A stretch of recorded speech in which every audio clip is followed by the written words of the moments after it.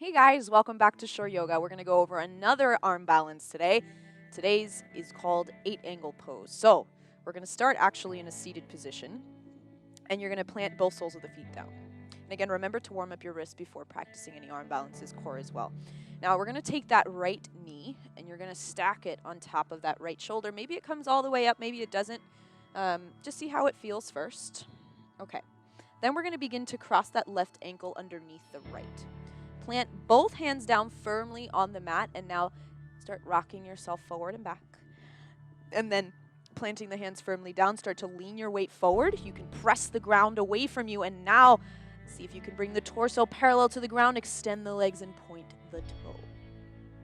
And you can hold here for as long as it feels good in the body, and then we'll exhale, lower the bottom back down, and we can try this on the other side.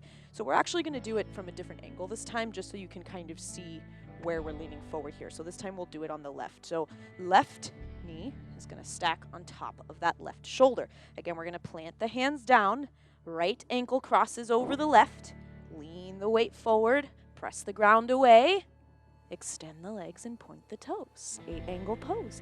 And then we exhale to lower down. And that's it. Namaste, yogis. Listen to your body.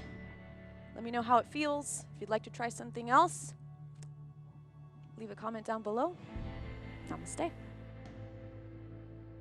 Hey guys, if you like what you see, be sure to hit like and subscribe, and please leave me any feedback or requests in the comments down below. And don't forget to follow me on social media at Shor Yoga, SHORYOGA.